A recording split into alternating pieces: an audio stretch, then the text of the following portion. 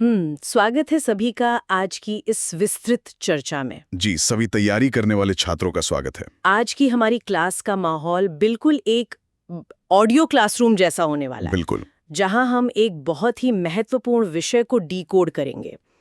आज हमारे पास जो नोट्स हैं, वो राज्य की कार्यपालिका यानी स्टेट एग्जीक्यूटिव पर आधारित है। हाँ, और ये बहुत ही स्कोरिंग टॉपिक है। सही कहा।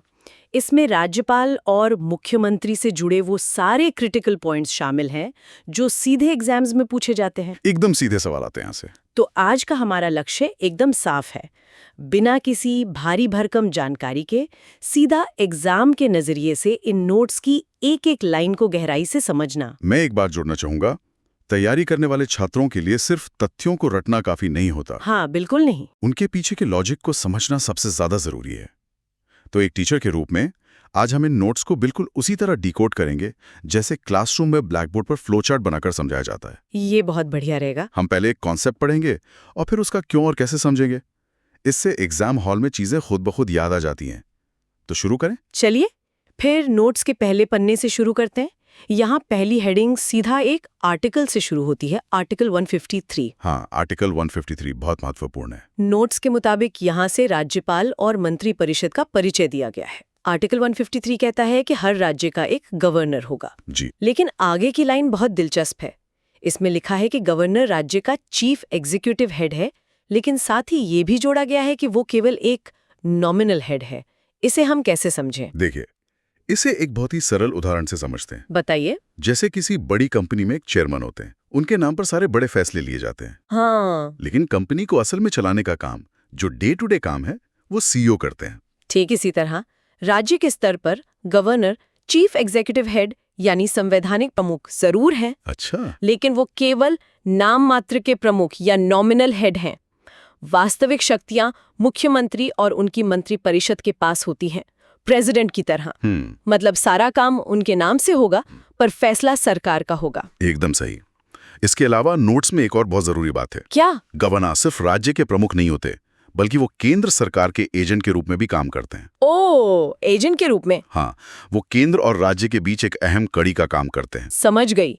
यहाँ नोट्स में एक अपवाद यानी एक्सेप्शन भी दिया गया है, जिस पर बड़ा सा स्टार मार्क लगा है। हाँ, ये स्टार मार्क वाला पॉइंट एग्जाम के लिए बहुत क्रिटिकल है। इसमें लिखा है कि 1956 के 7वें संवैधानिक संशोधन अधिनियम के तहत एक ही व्यक्ति को 2 या ज्यादा राज्यों का गवर्नर बनाया जा सकता है। जी, ये एग्जाम के नजरिए से एक बहुत ही हाई यील्ड पॉइंट है। मूल संविधान में ये था कि हर राज्य का अपना एक अलग गवर्नर होगा। अच्छा, तो फिर ये बदलाव क्यों किया गया? क्योंकि जल्दी ये महसूस किया गया कि प्रशासनिक सुविधा या किसी आकस्मिक स्थिति में थोड़ा लचीलापन होना चाहिए। हाँ, प्रैक्टिकल दिक्कतें आई होंगी। बिल्कुल। इसलिए 1956 में ये 7वां संशोधन लाया गया। अब अगर किसी राज्य के गवर्नर का पद अचानक खाली हो जाए, तो पड़ोसी राज्य के गवर्नर को वहां का अतिरिक्त प्रभार दिया जा सकता है। ये तो बहुत सीधा सवाल है जो एग्जाम्स में आता है। बिल्कुल सीधा पूछा जाता है कि किस संशोधन ने ये अनुमति दी। स्पष्ट है। अब नोट्स के भाग 2 पर आते हैं। ये राज्यपाल की नियुक्ति और पद की प्रकृति के बारे में है। यहाँ आर्टिकल 155 का जिक्र है ना? जी, आर्टिकल 155। इसमें नियुक्ति की प्रक्रिया को स्टेप बाय स्टेप समझाया गया है। पहला पॉइंट कहता है कि ये सीधे जनता द्वारा नहीं चुने जाते। ठीक है। दूसरा पॉइंट ये है कि प्रेसिडेंट की तरह किसी इलेक्टोरल कॉलेज द्वारा इनडायरेक्टली भी नहीं चुने जाते। और यहीं पर इस पद की सबसे बड़ी खासियत छिपी है। ध्यान दीजिएगा। जी। अगर सीधा चुनाव होता तो मुख्यमंत्री और गवर्नर के बीच इस बात पर टकराव होता कि असली जनादेश किसके पास है। हाँ, दोनों कहते कि जनता ने हमें चुना है। बिल्कुल। और अगर इनडायरेक्ट चुनाव होता तो भी वो राजनीति से प्रेरित होता। इसलिए तीसरा और सबसे अहम पॉइंट आता है, जो कि नोट्स में लिखा है कि प्रेसिडेंट इन्हें अपने हाथ और मोहर लगे वारंट द्वारा नियुक्त करते हैं। एकदम सही। प्रेसिडेंट इन्हें नियुक्त करते हैं। ये पूरी तरह से एक नियुक्ति है, चुनाव नहीं। नियुक्ति शब्द से दिमाग में एक सवाल आता है और नोट्स भी इस तरफ इशारा कर रहे हैं। क्या सवाल? अगर राष्ट्रपति नियुक्त कर रहे हैं तो क्या ये पद केंद्र सरकार के अधीन कोई नौकरी है? क्योंकि नोट साफ कह रहे हैं कि ये एक स्वतंत्र संवैधानिक पद है। ये बहुत ही शानदार ऑब्जर्वेशन है।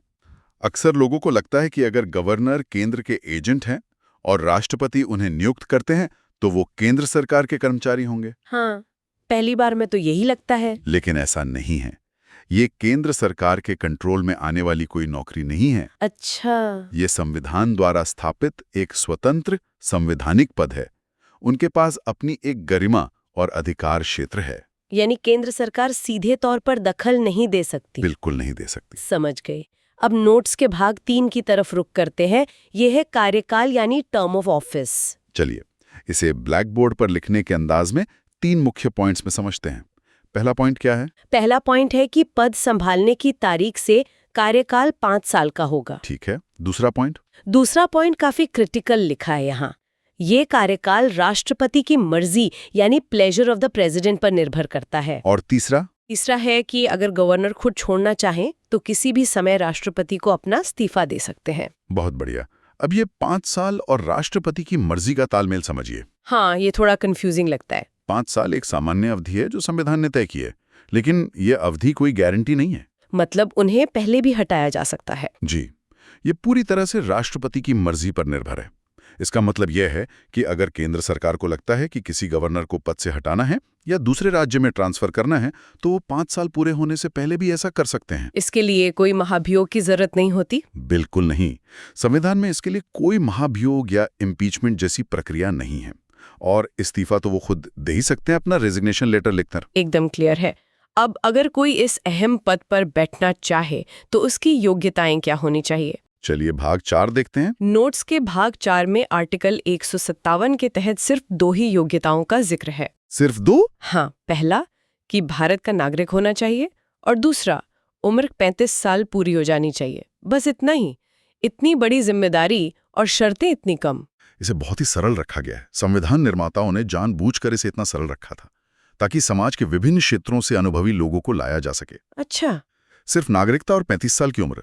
लेकिन जैसा आप सोच रही हैं, केवल इन 2 शर्तों से काम नहीं चलता। हाँ, प्रैक्टिकली तो कुछ और भी देखना पड़ता होगा। बिल्कुल।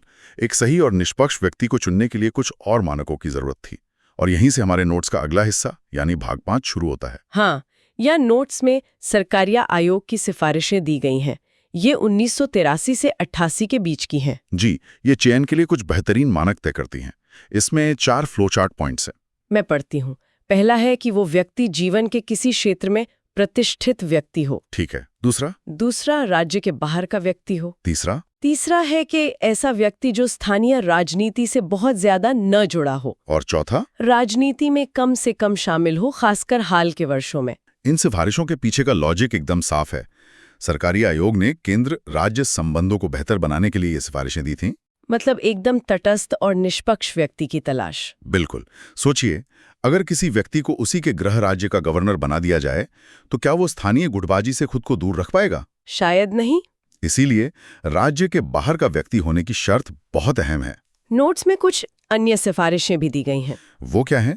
लिखा है कि केंद्र की सत्ताधारी पार्टी अपने नेता को ऐसे राज्य में गवर्नर ना बनाए जहां विपक्ष की सरकार हो। बहुत लॉजिकल पॉइंट है। और मुख्यमंत्री से सलाह मशवरा सुनिश्चित करने के लिए आर्टिकल 155 में संशोधन होना चाहिए। हाँ। प्रधानमंत्री, उपराष्ट्रपति और लोकसभा स्पीकर से भी सलाह ली जा सकती है। ये सभी सिफारिशें टकराव को रोकने के लिए हैं। अगर केंद्र किसी सक्रिय राजनेता को विपक्ष वाले राज्य में भेज दे तो रोज काम में विवाद होगा। हाँ, अक्सर हम न्यूज में देखते भी हैं। इसलिए मुख्यमंत्री से सलाह लेने की बात कही गई, लेकिन तैयारी करने वाले छात्रों को एक बात एकदम स्पष्ट याद रखनी चाहिए। क्या बात? ये सिर्फ सिफारिशें हैं, ये संविधान का हिस्सा नहीं है। ये बहुत अहम अंतर है, इसे ध्यान में रखना होगा। अब आते हैं भाग 6 पर, जहां पद की शर्तें यानी कंडीशंस ऑफ ऑफिस की बात की गई है। आर्टिकल 158 के तहत, है ना? जी। नोट्स में स्पष्ट है कि गवर्नर संसद या राज्य विधानमंडल का सदस्य नहीं होना चाहिए। और अगर कोई सदस्य नियुक्त हो जाता है तो नोट्स कहते हैं कि नियुक्ति के बाद उसकी सीट खाली मानी जाती है। एकदम सही।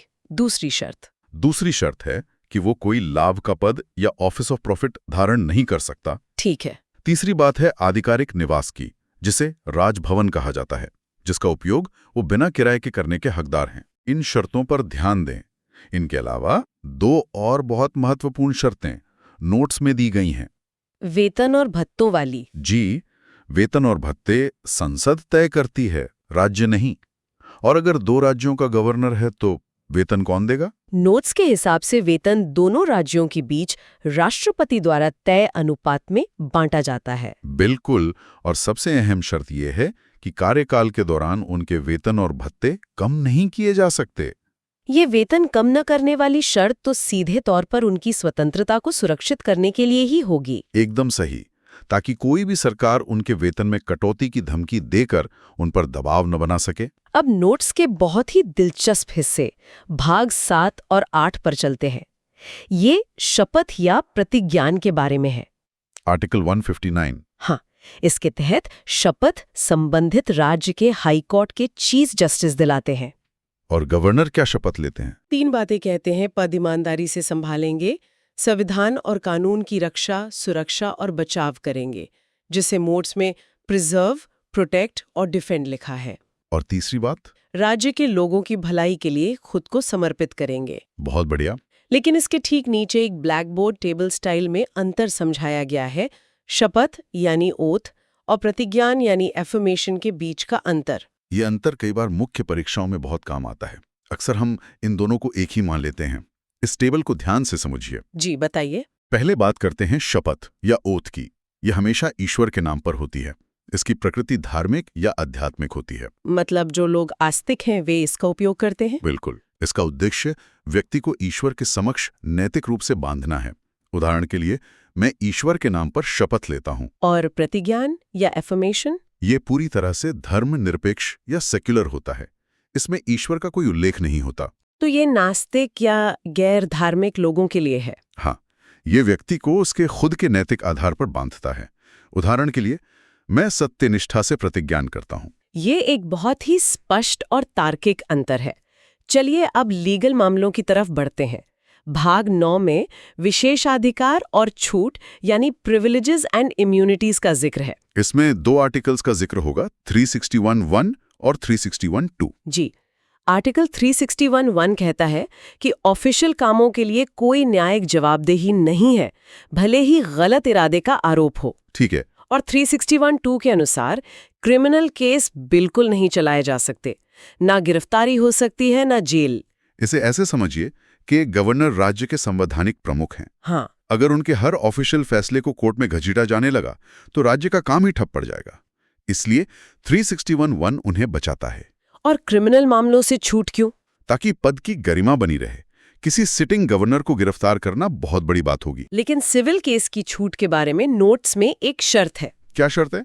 लिखा है कि पर्सनल कामों के लिए सिविल मुकदमा हो सकता है, बशर्ते 2 महीने का एडवांस नोटिस दिया गया हो। हाँ, ये जरूरी पॉइंट है। और यहाँ इस पूरे कॉन्सेप्ट को समझाने के लिए एक उदाहरण भी है नोट्स में। जी, बाबरी मस्जिद मामले वाला उदाहरण।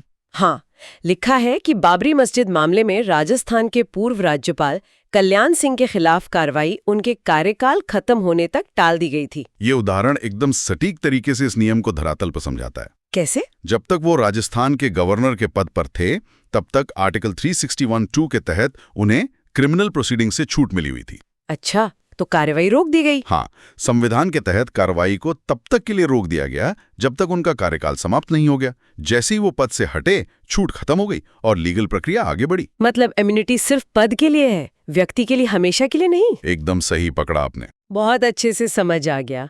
अब हम क्लास के सबसे बड़े हिस्से भाग 10 और 11 पर आ रहे हैं।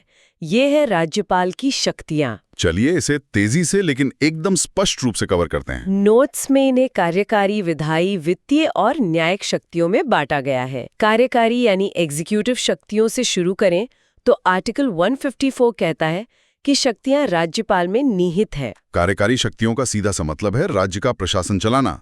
गवर्नर मुख्यमंत्री को नियुक्त करते हैं और उनकी सलाह पर बाकी मंत्रियों को। जी, इसके अलावा राज्य के जितने भी बड़े पद हैं, जैसे एडवोकेट जनरल, राज्य चुनाव आयुक्त, राज्य लोक सेवा आयोग के सदस्य, इन सब की नियुक्ति गवर्नर ही करते हैं। और अगर राज्य का प्रशासन संविधान के हिसाब से ना चल रहा हो तो? तब आर्टिकल 356 के तहत राष्ट्रपति शासन लगाने की सिफारिश भी वही करते हैं। समझ गई। और विधायी यानी लेजिस्लेटिव शक्तियों की बात करें तो? गवर्नर राज्य विधानमंडल का एक अभिन्न अंग होते हैं। नोट्स बताते हैं कि विधानमंडल के सत्र को बुलाना, स्थगित करना या भंग करना इनका काम है। बिल्कुल। और आर्टिकल 200 के तहत जब कोई बिल पास होकर आता है तो उस पर सहमति देना या उसे राष्ट्रपति के लिए सुरक्षित रखना भी इनके हाथ में है। चुनावों के बाद और हर साल पहले सत्र को संबोधित भी यही करते हैं। एक बहुत ही महत्वपूर्ण फैक्ट है विधान परिषद वाला, वो पढ़िए। हाँ, जिन राज्यों में विधान परिषद है वहाँ के 1/6 यानी 16 सदस्यों को गवर्नर नॉमिनेट करते हैं। किन क्षेत्रों से? नोट्स में 5 क्षेत्र दिए हैं: साहित्य, विज्ञान, कला, सहकारी आंदोलन और समाज सेवा। ये 5 क्षेत्र एग्जाम के लिए याद रखने हैं। और अंत में जब विधानमंडल सत्र में ना हो तो अध्यादेश यानी ऑर्डिनेंस जारी करने की शक्ति भी इनके पास है। इसके बाद वित्तीय शक्तियां आती हैं। राज्य का बजट पेश करवाना इनकी जिम्मेदारी है। मनी बिल सिर्फ इनकी पूर्व सिफारिश पर ही पेश हो सकता है। और आकस्मिकता निधि यानी कंटिंजेंसी फंड, हाँ, वहां से एडवांस देना और पंचायतों के लिए हर 5 साल में वित्त आयोग का गठन करना भी वित्तीय शक्तियों में है। बहुत अच्छे। और न्यायिक शक्तियां? न्यायिक शक्तियों में आर्टिकल 161 काफी अहम दिख रहा है। जी, आर्टिकल 161 क्षमादान से जुड़ा है। राज्य के कानून के तहत दी गई किसी भी सजा को माफ करना, कम करना, रोकना या उसकी प्रकृति बदलने का अधिकार गवर्नर के पास है। और हाईकोर्ट के जजों की नियुक्ति में भी इनका रोल है। हाँ, उस समय राष्ट्रपति द्वारा संबंधित राज्य के गवर्नर से सलाह ली जाती है। शक्तियों का ये पूरा ढांचा अब एकदम साफ है। अब हम नोट्स के भाग 12 पर हैं। ये एक क्विक रिवीजन टेबल है ना? जी, महत्वपूर्ण अनुच्छेदों की टेबल। एग्जाम्स में डायरेक्ट आर्टिकल्स बहुत पूछे जाते हैं। तो चलिए इसे एक रैपिड फायर रिवीजन की तरह कवर करते हैं। मैं आर्टिकल नंबर बोलती हूँ, आप उसका विषय बताइए। ठीक है, शुरू करते हैं। आर्टिकल 153। एक राज्यपाल होगा। 154। राज्य की कार्यपालिका शक्ति। 155। 156। पद की अवधि। 157। योग्यताएं। 158। पद की शर्तें। 159। शपथ या प्रतिज्ञान। 160। आकस्मिक स्थिति में कार्य। 161। क्षमादान की शक्ति। बहुत बढ़िया। अब आगे के आर्टिकल्स जो प्रशासन और शक्तियों से जुड़े हैं। 162। शक्ति की सीमा। 163। मंत्री परिषद की सलाह। 164। मंत्रियों के प्रावधान। 165। राज्य का महाधिवक्ता। 166। कार्यों का संचालन। 167। मुख्यमंत्री के कर्तव्य। अब विधायी मामले। 174। सत्र और विघटन। 175। संबोधन का अधिकार। 176। विशेष संबोधन। 200। विधेयकों पर स्वीकृति। 201। राष्ट्रपति के लिए सुरक्षित विधेयक। 213। अध्यादेश जारी करना। 217। हाईकोर्ट जज नियुक्ति में परामर्श। 233। जिला न्यायाधीशों की नियुक्ति। और आखिरी 234। न्यायिक सेवा में नियुक्ति। वाह, इस तरह एक साथ ग्रुप बनाकर याद करने से आर्टिकल्स आसानी से दिमाग में बैठ जाते हैं। बिल्कुल, रैपिड रिवीजन हमेशा काम आता है। अब हम अपने नोट्स के फोकस को शिफ्ट करते हुए भाग 13 पे आते हैं। ये है मुख्यमंत्री का परिचय और नियुक्ति। अभी तक हमने गवर्नर को डिकोड किया जो नॉमिनल हेड थे। हाँ, और नोट्स बताते हैं कि मुख्यमंत्री राज्य सरकार का असली कार्यकारी प्रमुख यानी रियल एग्जीक्यूटिव हेड होता है। यानी डी फैक्टो हेड। मतलब असली फैसले यहीं होते हैं। बिल्कुल, इसे भी हम उसी कंपनी वाले उदाहरण से जोड़ सकते हैं। सीईओ वाले। हाँ, गवर्नर अगर चेयरमैन है तो मुख्यमंत्री कंपनी के सीईओ हैं जिनके पास असल पावर है। केंद्र में जो स्थिति प्रधानमंत्री की होती है, राज्य में वही स्थिति मुख्यमंत्री की होती है। नियुक्ति की बात करें तो नोट्स में आर्टिकल 164 का हवाला है कि मुख्यमंत्री की नियुक्ति राज्यपाल करते हैं। लेकिन नियम एकदम साफ है यहाँ। क्या नियम है? विधानसभा में बहुमत वाली पार्टी के नेता को ही मुख्यमंत्री बनाया जाता है। गवर्नर अपनी मर्जी से किसी को भी नहीं चुन सकते। लेकिन एक स्थिति ऐसी भी तो होती है जब किसी भी पार्टी को स्पष्ट बहुमत न मिले। जी, त्रिशंकु विधानसभा। नोट्स में इसके लिए क्या रूल दिया गया है? जब किसी एक पार्टी के पास बहुमत ना हो तब राज्यपाल अपने विवेक का इस्तेमाल कर सकते हैं। वे सबसे बड़ी पार्टी या गठबंधन के नेता को नियुक्त कर सकते हैं। और फिर उन्हें बहुमत साबित करना होगा? एकदम सही। उसे तय समय के भीतर विधानसभा में अपना बहुमत साबित करना होता है। ये काफी प्रैक्टिकल जानकारी है। अब हम आज के नोट्स के आखिरी पन्ने यानी भाग 14 पर पहुंच गए हैं। ये मुख्यमंत्री के कार्यकाल, वेतन और योग्यताओं के बारे में है। यहाँ लिखा है कि कार्यकाल आम तौर पर 5 साल का होता है, लेकिन तकनीकी रूप से यह राज्यपाल की मर्जी तक पद पर बने रहते हैं। यहाँ राज्यपाल की मर्जी शब्द से कंफ्यूज नहीं होना है छात्रों को। क्यों? इसका ये मतलब बिल्कुल नहीं है कि गवर्नर जब चाहें उन्हें हटा दें। जब तक मुख्यमंत्री के पास विधानसभा में बहुमत है तब तक उनकी कुर्सी सुरक्षित है। अच्छा, बहुमत खोने पर ही हटा सकते हैं। जी, और वेतन की बात करें तो ये राज्य का विधानमंडल तय करता है। और योग्यताओं में लिखा है कि भारत का नागरिक होना चाहिए और राज्य विधानमंडल का सदस्य होना चाहिए। लेकिन यहाँ एक स्टार पॉइंट है जो एग्जाम में फंसाता है। हाँ, नोट्स कहते हैं कि अगर नियुक्ति के समय कोई व्यक्ति विधानमंडल का सदस्य नहीं है तो भी वो मुख्यमंत्री बन सकता है। ये बहुत ही क्रिटिकल पॉइंट है। अगर कोई व्यक्ति सदस्य नहीं है तो भी मुख्यमंत्री बन सकता है, लेकिन शर्त यह है कि उसे 6 महीने के अंदर चुनाव जीतकर या नामांकित होकर सदस्य बनना अनिवार्य है। बिल्कुल, अगर वो 6 महीने में सदस्य नहीं बन पाता है तो उसे अपना पद छोड़ना पड़ेगा। तो इसी के साथ आज के हमारे नोट्स लाइन बाय लाइन पूरी तरह से कवर हो गए। बहुत बढ़िया। स्टेट एग्जीक्यूटिव का पूरा ढांचा अब बिना किसी कंफ्यूजन के समझ आ गया है। एक टीचर के तौर पे मैं सभी छात्रों के लिए एक सोचने वाला सवाल छोड़कर इस क्लास को खत्म करना चाहूंगा। जी जरूर पूछिए। देखिए, हमने देखा कि गवर्नर का कार्यकाल राष्ट्रपति की मर्जी पर निर्भर है और मुख्यमंत्री का राज्यपाल की मर्जी पर। हाँ। लेकिन वास्तविकता में मुख्यमंत्री के पास जनता द्वारा चुना गया बहुमत होता है, जबकि गवर्नर नियुक्त होते हैं। तो सोचिए, इन दोनों के बीच मर्जी के सिद्धांत का असली शक्ति संतुलन धरातल पर कैसे काम करता होगा। ये तो सच में सोचने वाली बात है।